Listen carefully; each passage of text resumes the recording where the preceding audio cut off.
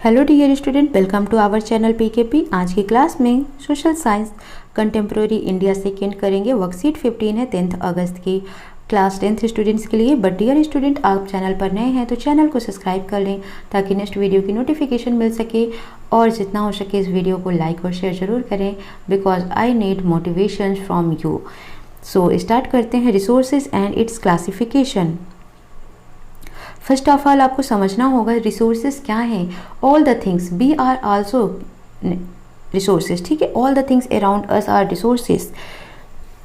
Everything available in our environment which can be used to satisfy our need provided it is technologically accessible, economically feasible and culturally acceptable can be termed as resource। ठीक है, क्या होना चाहिए? Culturally acceptable होना चाहिए, economically feasible होना चाहिए, technologically accessible होना चाहिए, जो हमारी नीड को प्रोवाइड को फुलफिल कर सके, सेटिस्फाई कर सके हमारे इन्वायरमेंट में। ये सभी चीज़ें क्या कहलाती हैं? रिसोर्स कहलाती हैं। Do you think that resource are free gift of nature as is assumed by many? They are not. Resources are a function of human activities. Human beings themselves are essential component of resource. They transform material available in our environment into resource and use them.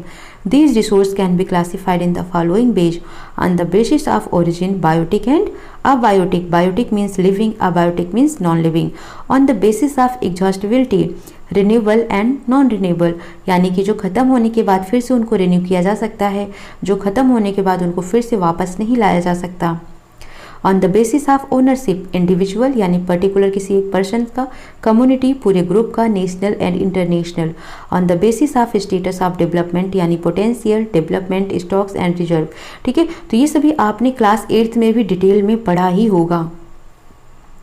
Resources there are two type, natural and human, यानी कि natural जो है वो natural तरीके से हमें environment में देखने को मिलती है। ह्यूमन जो होता है ये मैन मेड हो जाता है। नेचुरल टू टाइप्स में डिवाइड होता है, रिन्यूएबल और नॉन रिन्यूएबल। कॉन्टिन्यूअस फ्लो और फ्लो, ठीक है, जैसे विंड एंड वाटर है, ये कॉन्टिन्यूसली क्या करते हैं? फ्लो करते रहते हैं। और बायोलॉजिकल इसी में आ जाता है, जो नेचुरल और वाइल्ड लाइफ में डिवाइड हो जाता है। देन आता है non renewable, recyclable, example metal, metal को रिसाइकिल किया जा सकता है। और इसमें नॉन रिन्यूएबल में नॉन रिसाइक्लेबल भी आता है, जैसे फॉसिल फ्यूल्स, जिसको मिलियंस ईयर लग जाते हैं बनने में, इसको हम रिन्यू नहीं कर सकते हैं, रिसाइकिल नहीं कर सकते हैं। ह्यूमन के द्वारा structures and institutions, quantity and quality, ये टू टाइप्स के रिसोर्सेज हो जाते हैं। Now source, NCERT text book से हमको कुछ आंसर्स करने हैं। Name any two natural resources, what according to you is the most valuable resource and why. ठीक है, नेचुरल रिसोर्सेज क्या होते हैं? एयर, वाटर, विंड, ये सभी क्या होते हैं? नेचुरल रिसोर्स हो जाते हैं। According to you what is the most valuable resource, तो human being is the most valuable resource because it can make and use it. Give example of any two renewable resources like hydro power plant, like wind energy, like solar energy, all are renewable resources. Why is built life considered as a resources? ठीक है, तो इन सभी के answers मैंने यहाँ पर लिख दिए हैं, आप यहाँ से इसको समझकर कॉपी कर सकते हैं। Name any two natural resources, तो मैंने यहाँ पर बहुत सारे लिख दिए, आप इनमें से कोई भी टू लिख सकते हैं, like air, sunlight, soil, water, oil, coal, natural gas, metal etcetera. What according to you is the most valuable resource and why?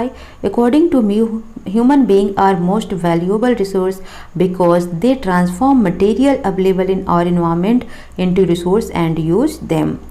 Give example of any two renewable resource: wind energy, solar energy, hydro power, geothermal power।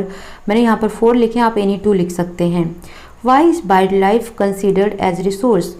Wildlife includes all those naturally occurring plant and animal species which are neither cultivated, domesticated nor tamed. Wildlife occurs in forest. It is a renewable resources। ठीक है, तो आपको ये note कर लेना है। तो कोई डाउट आता है कमेंट सेक्शन में मैसेज करें, अदरवाइज जितना हो सके वीडियो को लाइक शेयर करें। मिलते हैं नेक्स्ट सेशन में। Thank you for watching, bye bye, take care.